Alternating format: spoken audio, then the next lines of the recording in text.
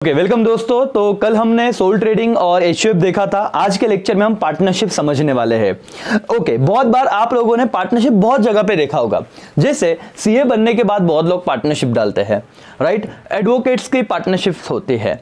Then after बहुत बार आप लोग भी अपने दोस्तों के साथ बातें करते हो कि चल ना अपन पार्टनरशिप में बिजनेस शुरू करूया। बट ये पार्टनरशिप होता क्या है?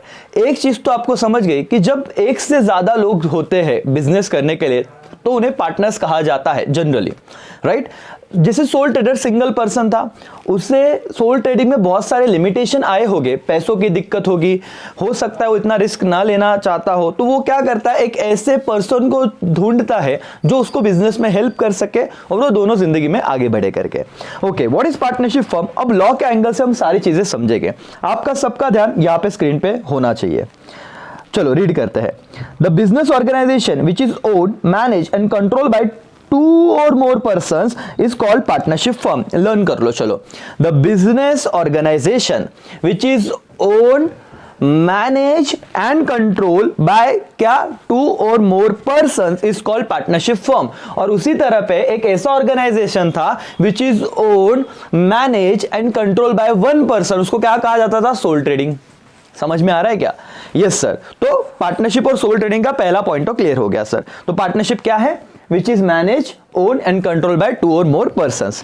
The owners are called partners and the organisation is called firm. तो मेरे दोस्तों, जो लोग, मतलब मैं, देवेश और प्रथमेश, हम तीन लोग, राइट, टिया, चार, सिद्धि, पांच, हम पांच लोग अगर कोई फर्म बनाते हैं, बाकी लोगों के नाम नेक्स्ट एग्जांपल में लूंगा। हम पांच लोग अगर कोई फर्म बनाते हैं तो उस फर्म में हम जो पांच लोग हैं उन्हें मेंबर्स कहा जाएगा, कर्ता एंड को पार्टनर्स कहा जाएगा, या पार्टनर कहा जाएगा? बोलो तो सर, अगर हम पार्टनरशिप फर्म बना रहे हैं तो हर एक ओनर को क्या कहा जाता है?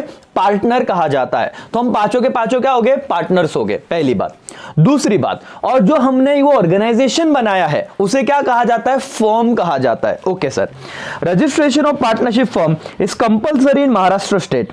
This form of organisation is govern by the Indian partnership act 1932। Sir, यहां पे बहुत स्पेसिफिकली बात की उन्होंने कि पार्टनरशिप का रजिस्ट्रेशन कहां पे करना कंपल्सरी है? महाराष्ट्र में। एंड ये कौन सा लॉ इसमें एप्लीकेबल होगा? तो पार्टनरशिप एक्ट 1932 अगर पढ़ोगे तो आपको उस फर्म से रिलेटेड जितने भी लीगल बातें हैं सब कुछ समझ जाएगा करके, कोई टेंशन लेने का। तो अगर आपको पार्टनरशिप से रिलेटेड कोई डाउट है तो सीधा नेट पे ढूंढो पार्टनरशिप एक्ट 1932, बहुत सारे प्रोविजंस मिलेंगे। तो क्या करना है, क्या नहीं करना है, किस ढंग से क्या चीज करनी है, सारी बातें आपको वहां पे मिल जाएंगी। तो यस सर, बेसिक बातें समझ गई होगी। इन डिटेल तो ऑर्गेनाइजेशन ऑफ कॉमर्स आपको बहुत भारी समझाने वाला है। मतलब आपको पार्टनरशिप के बहुत सारे फंडे वहां पे समझ जाएंगे। कहां पे सर? ओसी में। यहां पे तो हम सिर्फ ऊपर ऊपर से समझ रहे क्योंकि हमको कंपनी तक पहुंचना है, और कंपनी तक पहुंचने से पहले बाकी के फॉर्म्स ऑफ ऑर्गेनाइजेशन के बारे में बेसिक अंडरस्टैंडिंग होना जरूरी है। यस और no? Yes sir. Features of partners पढ़ते हैं। पहला क्या फीचर है सर? कि this business started by agreement between two और मोर पर्सन। यस, कि दो से ज्यादा लोग अगर अग्री है एक चीज को, एक काम करने को, तो ही इसे क्या कहा जाएगा? पार्टनरशिप कहा जाएगा। अग्रीमेंट से शुरुआत होती है। नंबर ऑफ पार्टनर मिनिमम 2 चाहिए, मैक्सिमम 50 फॉर जनरल बिजनेस। तो यहाँ पे लिमिटेशन है। सोल ट्रेडिंग में बोलो तो कितने लोग चाहिए थे? Minimum only one, maximum only one, क्योंकि एक है तो ही सोल ट्रेडिंग कहा जाएगा, ज्यादा हुए तो सोल ट्रेडिंग का संबंध ही नहीं आता। Okay sir. कर्ता में कोई लिमिट था क्या मिनिमम मैक्सिमम का? नहीं सर, जितने भी पैदा हुए सब क्या हो जाएंगे? को पार्टनर हो जाएंगे। तो वहां पे कोई मिनिमम और मैक्सिमम का लिमिट नहीं था। कौन से ऑर्गेनाइजेशन में? जॉइंट हिंदू फैमिली में, right. Joint Hindu family business में ना तो करता ना तो को पार्टनर, मतलब समझ रहे हो, आपकी मेंबर्स का लिमिट नहीं था। पार्टनरशिप में क्या पार्टनर्स का लिमिट है? यहां सर मिनिमम तो 2 चाहिए, मैक्सिमम भी लिमिट दे दिया है। कितना सर? 50।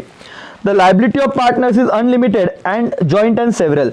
समझ लो मेरे भाइयों और बहनों, अनलिमिटेड का मतलब तो मैंने बता दिया था कि अगर बिजनेस में कुछ भी झोल हो रहा है, क्या कहा मैंने? बिजनेस में कुछ भी झोल हो रहा है, मेरे पर्सनल असेट भी बिक जाएंगे। अनलिमिटेड लाइबिलिटी है सर।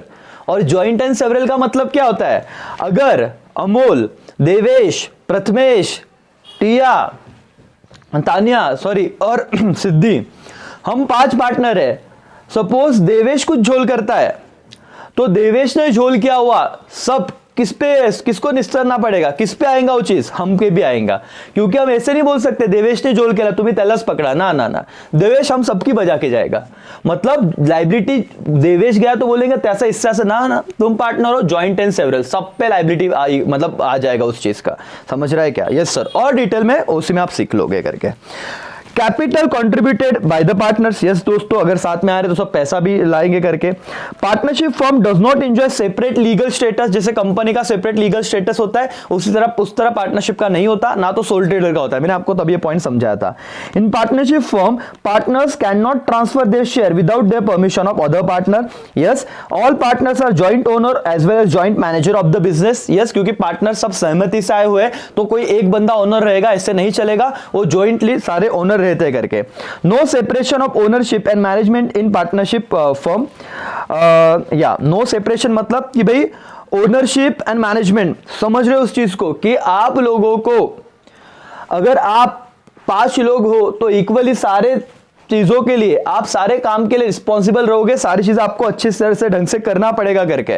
मैं कुछ अलग अलग नहीं बोल सकता ऐसा ओनर रहता हा चेबर कुछ चीज घेऊन जाईल, नहीं नहीं, सब 5 फर्म पार्टनर इक्वली उस चीज को यूज कर सकते हैं। Partner share profit and losses agreed ratio as mention in the partnership deed. Yes sir, अब ज्यादा कैपिटल मैंने लगाया तो मैं क्या बोलूंगा, सबसे ज्यादा पैसा शेयर 50% मैं लूंगा, बाकी 50% तुम बांट लो। समझ रहा है क्या?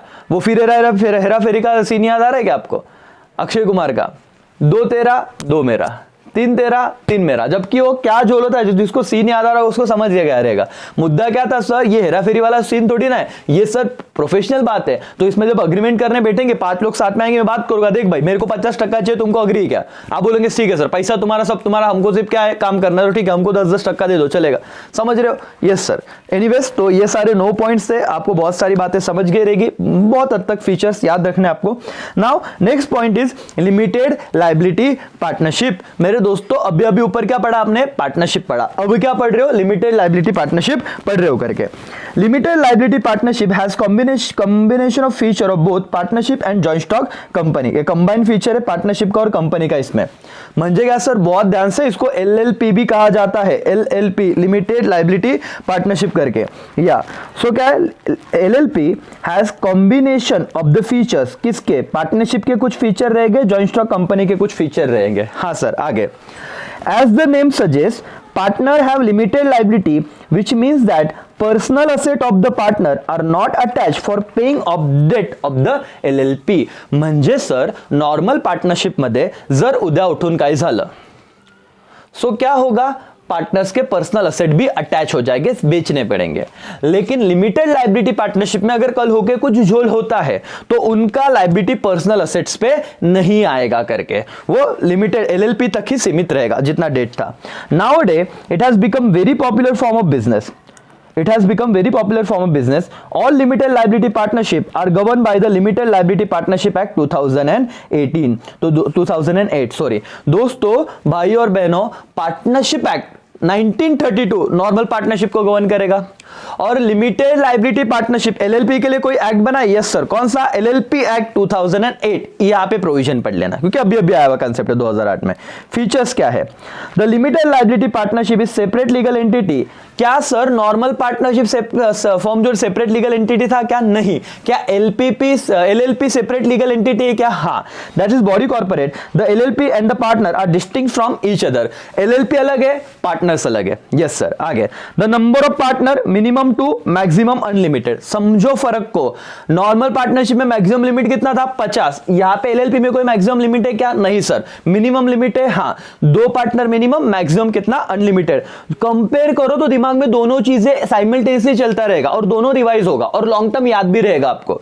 Yes sir. तीसरा, no requirement of minimum capital contribution. Okay, it is simple to form and easy to operate. ये जनरल पॉइंट है, अपने वर्ड्स में आप लिख सकते हो बिना लर्न किए। The liability of each partner is limited to his share as written in the agreement. कि सर फॉर एग्जांपल 50,000 मुझे कंट्रीब्यूट करने थे, अब तक मैंने 40,000 दे दिए, 10,000 मेरा पेंडिंग है फर्म की तरफ। तो अगर बिजनेस में कुछ झोल होता है तो मेरा जितना पेंडिंग है जितना लीगली मुझे देना है उतना ही मैं दूंगा, बाकी मेरे घर बंगलों पे कुछ नहीं होगा।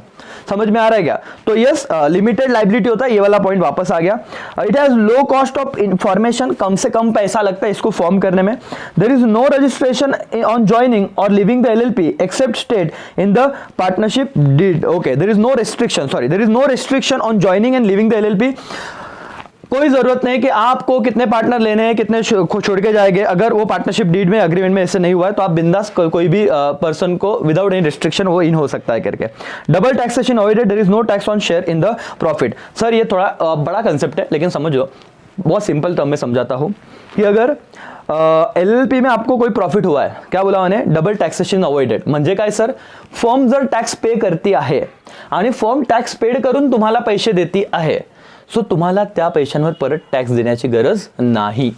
म्हणजे सर बहुत बार ऐसे होता है ना कि फर्म ने भी टैक्स दिया, तुमको पैसा दिया, तुमने भी उस पर इनकम टैक्स भरा, तो एक इनकम पे दो बार टैक्स हो गया। ऐसे नहीं होगा, फर्म ने अगर टैक्स दे दिया, तुम्हाला जर इनकम भेटलं, तुम्हाला त्याच्यावर टैक्स देण्याची गरज नाही। ये था एलएलपी का फीचर, ठीक है। डबल टैक्सेशन अवॉइड होता है, इतना तो भी याद रखो। आगे बहुत डिटेल में मैं आपको बता दूंगा करके, ठीक है दोस्तों। यस सर, चलो ये वाला पॉइंट हो गया। नाउ कोऑपरेटिव सोसाइटी भी पढ़ लेते हैं ना। ओके, क्या है कोऑपरेटिव सोसाइटी, चलो देखते हैं। Cooperative society is voluntarily association, मतलब यहाँ पे लोगों को इसे मार पीट के लेके आया कि अरे चल तू चल तू चल तू चल, नहीं, वॉलेंटरीली, अपने इच्छा, स्वेच्छा, म्हणजे स्वतःच्या मर्जीने, खुद के खुशी से वो क्या है यहाँ पे पार्टनरशिप में आए हैं। Form to achieve certain economic objective. कौन से objective, economic objective. Nature of cooperative organisation is dash dash oriented, क्या करना है इनको, सर्विस देना है, तो एक फिलिंग द ब्लैंक्स आ सकता है। The nature of cooperative organisation is service oriented. The registration of cooperative society is compulsory in the state of Maharashtra under the Maharashtra state cooperative society act 1960। तो इतना याद रखना कि महाराष्ट्र में अगर आप कोऑपरेटिव बनाने का सोच रहे हो, कोऑपरेटिव सोसाइटी, तो अपने क्लाइंट को बोलना कि साहेब आता जर तुम्हाला तिथं कोऑपरेटिव सोसाइटी ओपन करायची आहे तर रजिस्ट्रेशन कंपल्सरी तुम्हारा करावाच लागेल। और कौन सा एक्ट एप्लीकेबल होता है, वहां पे एक्ट एप्लीकेबल होता है cooperative society act, Maharashtra cooperative society act 1960। What are the features of cooperative society? Registration compulsory है, ठीक है sir. Membership of cooperative society is open for all, कोई भी रिलीजन का हो, कोई भी कास्ट का हो, सबको, सबके लिए ओपन है करके उसका मेंबरशिप। मिनिमम रिक्वायरमेंट है, यस सर, मिनिमम 10 है, मैक्सिमम नो लिमिट। चलो, सोल ट्रेडिंग में मिनिमम कितना था, 1, मैक्सिमम 1 से ऊपर और खत्म हो जाता है, सोल ट्रेडिंग कहेंगे ही नहीं। Joint Hindu family, HUF, minimum requirement नहीं, मैक्सिमम नहीं, कोई संबंध नहीं, जितना भी बर्थ होगा मेंबर बनते जाएंगे। Partnership minimum 2, maximum 50। LLP minimum 2, maximum no limit. Cooperative society अगर 10 लोग है, क्या बोला, मिनिमम अगर 10 लोग है तो ही क्या होगा, कोऑपरेटिव सोसाइटी फॉर्म होगा। तो यहाँ पे आपको अगर फिलिंग द ब्लैंक्स आया, ऑब्जेक्टिव आया, तो लिखना कि कोऑपरेटिव सोसाइटी बनने के लिए मिनिमम कितने लोग चाहिए, 10 लोग चाहिए। मैक्सिमम कितने चाहिए, लिमिट नहीं दिए, नो लिमिट करके। The liability of member in the cooperative society is limited, मतलब अगर कोऑपरेटिव में कुछ झोल होता है तो मेंबर के घर बार बिकेंगे क्या, नहीं सर, क्योंकि लाइबिलिटी क्या है, लिमिटेड है। इसीलिए बहुत बार देखो public Jio limited, right, XYZ private limited, हर कंपनी के आगे लिमिटेड क्यों लिखा होता है, क्योंकि लाइबिलिटी क्या हो जाता है, लिमिटेड हो जाता है, मतलब फिर पर्सनल असेट पे नहीं कुछ दिक्कत होती करके। समझ में आ रहा है क्या, बहुत शॉर्ट और सिंपल तरीके से आपको बता रहा हूं मैं। आपने ऑब्जर्व किया रहेगा बहुत सारी कंपनी के नाम के आगे हमेशा लिमिटेड लिखा होता है। वो डिनोट क्या करता है, वो ये डिनोट करता है कि आप लोगों का, वो जो जितने भी मेंबर्स है उनका लाइबिलिटी क्या हो जाता है, एक लिमिट में आ जाता है, लिमिटेड हो जाता है करके। Yes, the different form of organisation as its aim is not maximize the profit but to provide service to its member। तो rather than profit maximization इनका फोकस होता है कोऑपरेटिव का सर्विस देने पे। The organization enjoy independent legal status from its member। चलो बताओ, क्या सोल ट्रेडिंग का इंडिपेंडेंट लीगल स्टेटस था क्या, नहीं सर। क्या पार्टनरशिप का इंडिपेंडेंट लीगल स्टेटस था क्या अलग से, नहीं सर। क्या एलएलपी का इंडिपेंडेंट लीगल स्टेटस था क्या? फर्म अलग, पार्टनर अलग। हाँ सर, वहां पे था क्योंकि बॉडी कॉर्पोरेट आ गया था एलएलपी एक्ट 2008 के हिसाब से। सर समझ रहा। कोऑपरेटिव में भी क्या ऐसे ही है क्या? हाँ सर, क्योंकि लिमिटेड लायबिलिटी अगेन, कोऑपरेटिव अलग, मेंबर अलग। या सर, तो सेपरेट लीगल एंटिटी, ये डिफरेंट है इसके मेंबर से। ये okay. The management of the cooperative organisation is democratic in nature, there is equity in the voting right, the following principle, one member one vote. कितना भी share खरीदो, जिसके पास ज्यादा पैसे उसके पास उसने ज्यादा शेयर खरीदे ज्यादा वोट देगा, ऐसा चलेगा नहीं। One member one vote, one person one vote, simple philosophy sir. म्हणजे बहुत बार अगर अमीर है वो क्या करेगा, लाखों शेयर खरीद लेगा और वन साइड रूल करेगा, मिस मालिका है, ऐसा चलेगा कि नहीं कोऑपरेटिव में? वहां पे क्या है, डेमोक्रेटिक मतलब वन मेंबर वन वोट। तुम कितना भी खरीदो, एक खरीदो तो भी वो राइट है, 1000 खरीदो तो भी वो राइट है। समझा? वन मेंबर वन वोट, ये वाला याद रखना। ओसी में इन डिटेल ये चीज होने ही वाली है।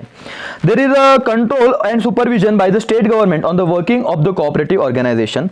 ठीक है, तो किसका कंट्रोल लेता है? तो स्टेट गवर्नमेंट का इस पे कंट्रोल लेता है। दो गवर्नमेंट है। अब बोलना सर ये क्या था, सेंट्रल का नहीं, किसका रहता है? स्टेट का। अंडरलाइन करो, बहुत बार ये भी समझाना पड़ता तुम लोगों को। हाँ, a sole trading concern, joint Hindu family business, partnership firm could not meet the requirement of large scale business organization. All of them is a limited fund, have limited fund, no stability, unlimited liability, lack of managerial liability. इतनी सारी इसमें दुविधाएं थी, इतनी सारी इसमें तकलीफें थी, तो हमको जरूरत पड़ी अब कि एक नया फॉर्म ऑफ ऑर्गेनाइजेशन लाया जाए। हमने वो ऑप्शन देखा जो इन सब के लिमिटेशन को हटा दे, जो ये आपने पॉइंट पढ़ा। So the joint stock company was establish, और इसके लिए हम लोग ने क्या किया, कंपनी एस्टैब्लिश किया।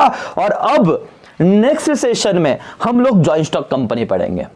समझा क्या आपको? ये पढ़ने का तरीका रहता है सर, रट के कुछ नहीं होगा। एक दिन पहले बुक लिया उठाया घुमा, नहीं कुछ होगा। आपको अगर सेक्रेटरी बनना, और याद रखो कि आज दुनिया का सबसे भारी संपत्ति सेक्रेटरी भी एक वक्त आपके जैसे ही पढ़ाई कर रहा था, उसने समझ के पढ़ा होगा और इसलिए आज वो उस मुकाम पे होंगे।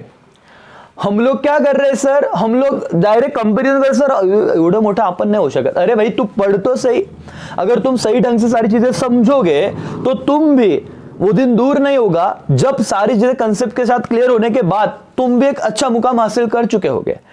लेकिन रिक्वायरमेंट क्या है, आपको चीजें समझनी चाहिए, रटना नहीं है। ओके, बाद में सर लिखने के लिए लर्न तो करना पड़ेगा, वो पेपर जब हो गए तब तो आप कर ही रहे हो ना। लेकिन अगर आपको किसी ने पूछा, बता बेटा कोऑपरेटिव सोसाइटी रजिस्टर करने की है, कितने मेंबर लगेंगे? आप बोलोगे मिनिमम 10 तो चाहिए, उसके बिना रजिस्ट्रेशन नहीं होगा। दिख के आता रे बंदा पढ़ा लिखा, इसको तो पढ़ाई एज्युकेटेड इसको तो बोलते, नहीं तो किती मेंबर लागता? आठवत नहीं, वासावा लागेल। अरे वासावा लागेल काय, वासावा लागेल, समझ में आ रहा है क्या? ऐसे थोड़ी ना पढ़ना है अपने को। वो पढ़ना मतलब भाई तेरा वैल्यू क्या है, तो गूगल पे भी मिल जाएगा ना उसको, तेरे को पढ़ना पड़ेगा, उसको गूगल नहीं आता क्या? वो 2 मिनट में डालेंगे, उसको इन्फॉर्मेशन मिलेगा, तो तुम्हें पैसे क्यों देंगे वो लोग? तुम लोगों का सर्विस इंस्टंट होना चाहिए। बोला अरे ये प्रोविजन आहे, एवढा आहे, इथं लिमिटेड लायबिलिटी आहे, तू पार्टनरशिप कर, अनलिमिटेड लायबिलिटी आहे, तुझं घरवर विकून जाईल, एलएलपी एक ऑप्शन आहे, बघतो का त्याच्याकडे? बताओ क्या होता है एलएलपी, डिटेल में नहीं, लेकिन बेसिक तो बता पाए। समझा क्या? लेकिन इन सब में लिमिटेशन था, इसलिए कंपनी पे जाओगे और आगे का पूरा जर्नी एसपी कंपनी का है। तो कंपनी डायरेक्ट जाते तो तुमको लगता है अरे ठीक है सालते सालते करूंगे, नहीं, ये सोल ट्रेडिंग से लेके अब तक कोऑपरेटिव तक सारी बातें आपको समझनी चाहिए। इसीलिए ये लेक्चर वापस पहले 2 लेक्चर लगता है तो पूरे देखो, और फिर हम जाएंगे कल से या फिर नेक्स्ट लेक्चर में कंपनी, जॉइंट स्टॉक कंपनी पढ़ना चालू करेंगे। होप सो आपको समझ रहा है दोस्तों। ऐसे ही पढ़ते रहो, अपने दोस्तों के साथ शेयर करो, जो उनको बोलो पहले खुद पढ़ो और बाद में लेक्चर देखो, तो उनको ना समझेगा कि डिफरेंस क्या है। ठीक है, तो चलो आज के लेक्चर में यही रुकते हैं। Thank you so much, bye bye, take care, जय हिंद, जय भारत।